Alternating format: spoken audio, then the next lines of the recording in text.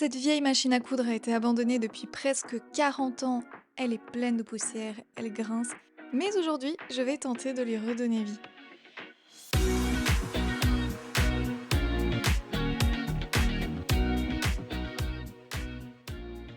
Pour la petite histoire, cette machine appartenait à mon arrière-grand-mère qui nous a quittés en 1990. Elle est la dernière personne à l'avoir utilisée, cela fait donc au moins 36 ans que cette machine est restée à l'arrêt, oubliée dans un coin du grenier. Et compte tenu de son âge à l'époque, il est probable qu'elle ait été déjà peu utilisée depuis quelques temps. Aujourd'hui, je vous propose de m'accompagner dans sa remise en fonctionnement, à condition évidemment qu'elle accepte encore de fonctionner. Au programme, un bon dépoussiérage, un nettoyage complet et surtout un bon village car à mon avis, elle a très soif.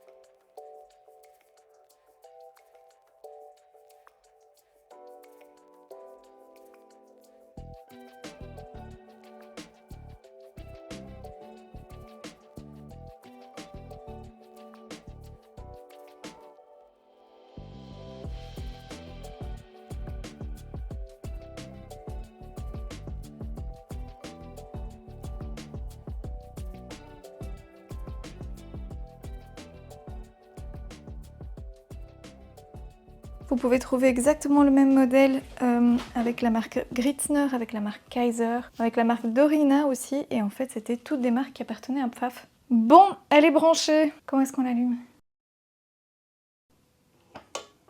Oh mon Dieu, elle a bougé.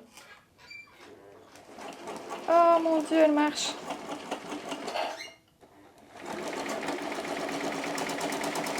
Je sais pas si j'ose allumer la lumière. J'ai toujours un peu peur parce que la dernière fois que j'ai fait ça avec une vieille machine à coudre, ça a fait sauter les plombs de la maison.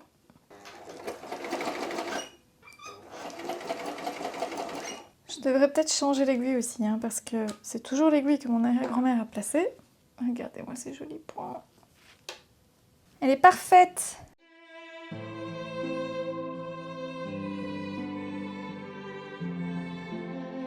Le moteur en a décidé à ma place. Il vient d'exploser et les plombs ont sauté.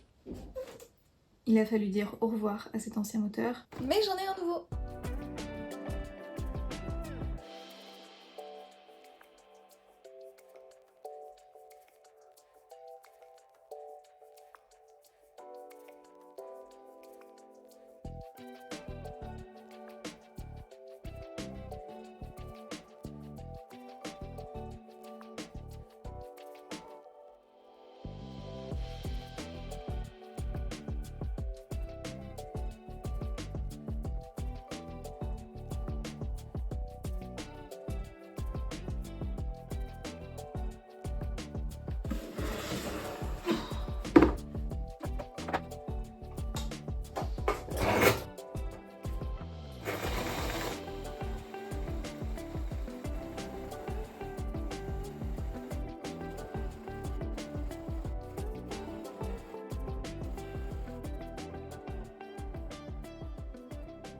Au fait, j'ai une petite question pour vous. Ne faites pas attention au bazar. Je suis en plein dans les travaux. Est-ce que ça vous intéresse que je vous montre la remise en état de cette machine à coudre? Elle appartenait également à mon arrière-grand-mère et là, elle était vraiment abandonnée depuis très longtemps. C'est prévu que je la remette en état, j'ai déjà même acheté la courroie.